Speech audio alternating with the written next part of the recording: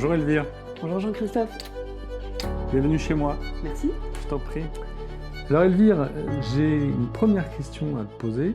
Si les choses avaient marché comme tu l'avais imaginé il y a quelques années de ça, qu'est-ce que tu ferais aujourd'hui?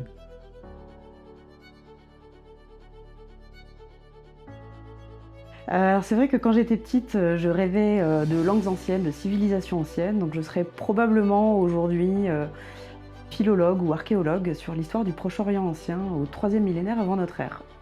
Et donc qu'est-ce que tu as fait finalement? Et finalement, aujourd'hui, je suis designer d'expérience RH. En quelques mots, je réinvente les processus RH de manière un peu plus innovante et un peu plus impactante en entreprise. La question que je pose à tous mes invités, pour toi Elvire, qu'est-ce que c'est que la transmission? J'avoue que la question, elle a été assez compliquée parce qu'au départ, pour moi, la transmission, c'est quelque chose d'assez passif, quelque chose dont tu hérites. Historiquement, on se transmet des titres, un héritage, et notamment aux premiers garçons nés. J'associais ça à quelque chose d'assez passif, d'assez subi et pas forcément toujours extrêmement positif. À titre personnel, par contre, par exemple, on m'a transmis mon nom de famille, transmis aussi des gènes, avec des côtés positifs et d'autres un peu moins. Ce qui m'intéresse aussi dans la transmission, c'est le côté actif.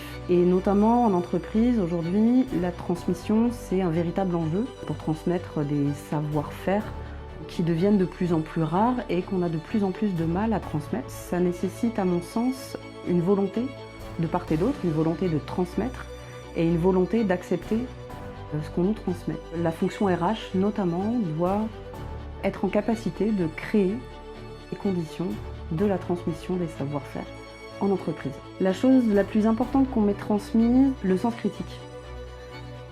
C'est pour moi la capacité à remettre en question, à analyser les informations qu'on reçoit et à pouvoir me faire ma propre opinion de ces choses-là. Est-ce que tu voudrais remercier quelqu'un ou quelque chose pour une transmission particulière? Des formateurs, des coachs qui m'ont accompagnée depuis de nombreuses années et les remercier pour la transmission qu'ils m'ont faite sur la connaissance de moi. Toutes les clés de lecture, de compréhension qu'ils ont pu me donner pour apprendre à mieux me connaître, mieux comprendre qui j'étais et ce que j'avais envie de faire aussi de ma vie. Une personne en particulier, merci. Rolande, elle se reconnaîtra. Merci beaucoup Elvire. Merci à toi Jean-Christophe.